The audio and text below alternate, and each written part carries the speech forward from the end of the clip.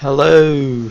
Um, Today I want to talk about control stats and what control stats are, what PTK is because it's one of the biggest control stats, and how they can be used. So first of all, control stats, or what I call control stats, are statistics that can be used to basically control other statistics. So you might see like high kills per 10 or high deaths per 10, and you might wonder, is this player really bad or is this player really good? And control stats can actually give you like an answer. They can tell you, you might want to look out for that. His stats might be a little bit high, but there's something weird going on there. So it's great actually if you're scouting talent, and if you're just looking for up and coming talent, because the one thing it does really good is it tells you which players on bad teams perform well, and it also tells you which players on good teams might not perform as well as it might seem on first glance. So one of the biggest control stats is, first of all, there's fight win rate, which is basically an approximation of how well your team does, of how successful your team is, because it is basically map win rate, but way more detailed, because you have way more fights than you have maps, right? So if you have a low fight win rate, it means that your team does fairly bad. So if you are at around 40%, it's really, really bad. So you could assume if a player has 40% fight win rate and his stats are already looking good, then on a good team his stats will probably look even better. So fight win rate is one thing. The big thing though is PTK and PTD. What PTK is percentage of team kills. PTD is percentage of team's deaths. So in comparison to the team, how many kills does a player get? And it's important to compare a player's PTK on a specific hero to other players on that hero in terms of their PTK, to see if he's outperforming them. So if a Genji has a high PTK compared to other Genjis, then that means that he's probably doing well, even though his kills might be lower, but that's just because the team is not doing well. So enough of the theory. Let's look at some stuff here. So first of all, we have I looked at Flatter, and this is Apex Season 2. So this is like the big example, right? Something we talked about very often. I only see his Roadhog though. That's fairly sad. Let's see if I can change this. Was it Apex Season 3 as well? I won't redo this video or edit it because I have to take a train in a bit, so I'm in like 20 minutes actually. So I kind of want to get this done without having to redo it. Oh yeah, this is a big thing. So let's look at Flatter. What would we see if we would just look at, let's look at Genji here.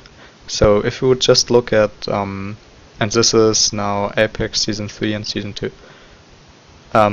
If we would just look at Genji and just look at the KPU, so KDU, I mean, so kills, deaths, ultimates. His kills worse than average, his deaths are fucking awful. Okay, his ults are fairly good, which is the first like inclination that there might be something wrong with those other stats.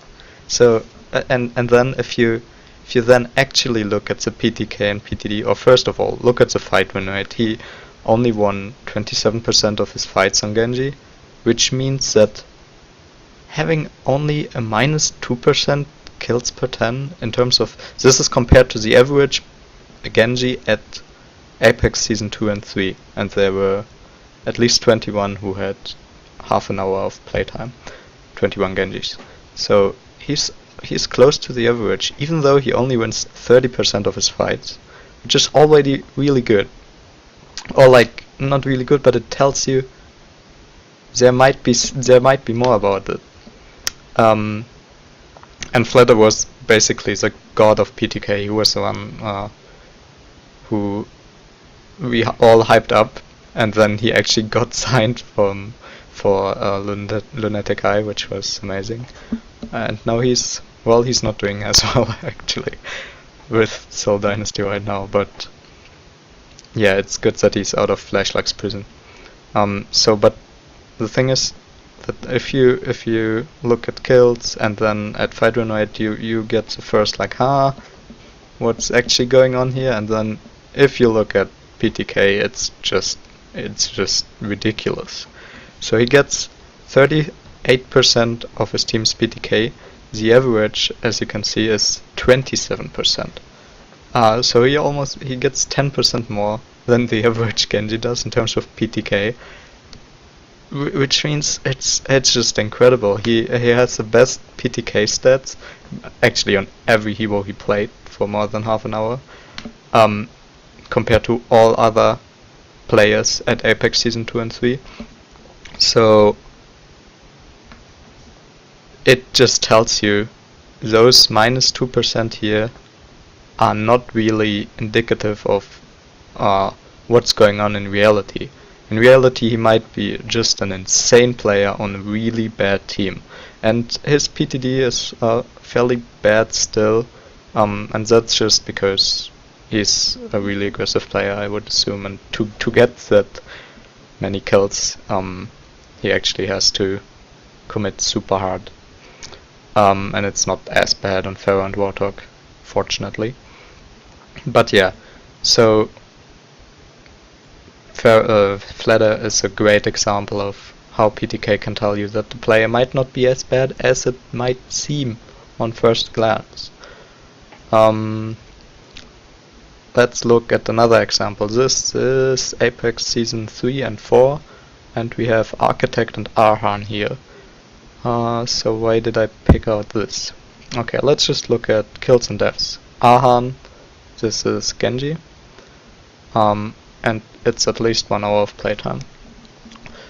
Arhan on Genji, plus 12% kills, actually in the top 15% of Genjis. And his deaths are really good as well, minus 10% compared to the average. But then you look at PTK and PTD, and it's really like, it's shocking almost. Like, he looks like one of the better Genjis, right? One of the best Genjis, really, in Apex Season 3 and 4. And in Season 2 he was... actually, I don't remember how he was in Season 2. But yeah, he looks like one of the better Genjis in terms of kills and deaths. But if you actually look at the control stats, PTK, PTD, it tells you those stats are probably inflated by how well the team does, and they might not be as good if he is on a team that performs worse.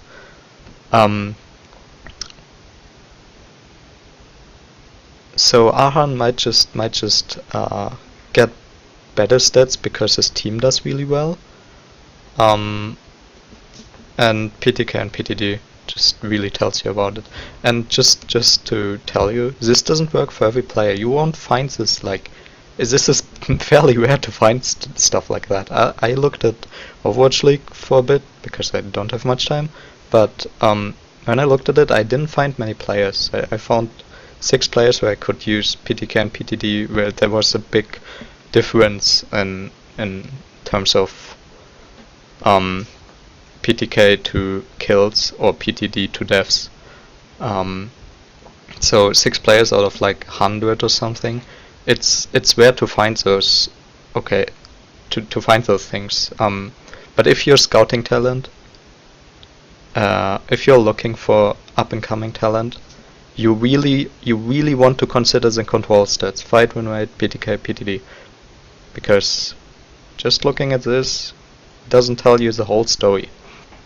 Well, the Tracer is not as egregious because the PTK and PTD is similar to the kills and deaths. It's mainly the Genji that's outstanding here in terms of giving misinformation. And let's look why Architect is in here. So yeah, I guess it's mainly for his Genji as well. So Architect's Genji is also, it doesn't look as good. He actually gets 2 kills less.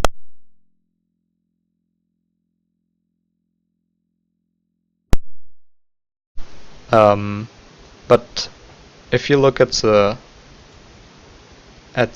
environment, so it's the information around those players, Architect only got 42% fight win rate, while Ahan got 50%. The average is like 48. So Architect is actually like really low. And looking at the PTK, it's also like, it tells you again, Architect might perform way better if he's on a team that performs better. Not only in, well, I guess his PTD is actually worse than his deaths, but mostly in his PTK he would probably get way more kills if he is on a good team. And his PTK is actually better than Ahan's, even though he gets 2 kills less, which is just because his team loses a lot. So this tells you, put Architect on a better team and he will probably perform better. It's just like, you can find hidden gems like Architect, like Flatter, and that's really it. There's not much else to find. It's rare, as I said, it's rare to find players, but if you find them, you're probably not making a mistake in trying them out in scrims or something, if you're like an analyst or a team or whatever. So I have 4 more minutes before I have to get on a train, so let's look at Overwatch League and my findings there. I chose the 6 players I found the most information to from different teams. So first of all, we have Fearless here. Fearless on Winston. And this is just complete Overwatch League, stage 1 and stage 2. Well, at least 1 hour of playtime. Fearless only played 1 hour, so it's not a lot of information. And he's obviously with Shanghai Dragons, so his stats are even more egregious, like more ridiculous, more ludicrous. But yeah, if you just look at kills and deaths, it tells you like he must be just bad. He's like wide out bad. His ult efficiency is bad. He gets, I guess he gets a few ults, well, but like he dies so much, right? He's in the bottom 10%. So he's actually bottom 10% means for 20 players that fulfilled the criterion means bottom 2. So he must be a really bad Winston. But then look at the control stats. Look at fight win rate, 16%. You're like, huh? He might be better if his fight win rate is actually at 48%, which would be normal. And his PTK it's great. It's actually the best of all Winstons. So it's like Fearless is probably not a bad player. And the same can be found for MG as well. And with Shanghai Dragons, you have to be a bit more careful than with other teams, because Shanghai Dragons really loses everything. So it doesn't really mean that Fearless is the best player in the world on Winston. It just means he is better than it seems, and he might even be one of the like top 3, top 5 Winstons in the world. But it's just, we can't see this if he is on a team that performs as poorly as the Dragons.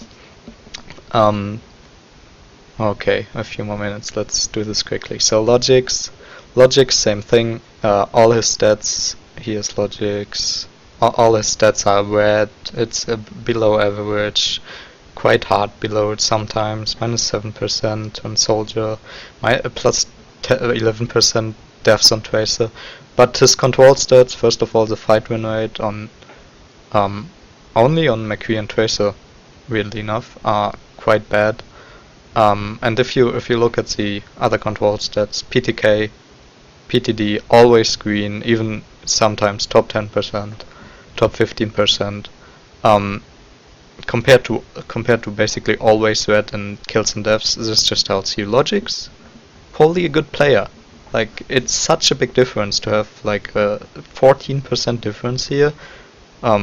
Here as well, 14% difference. This is huge. Like, it's really huge. So Logic's probably doing quite well.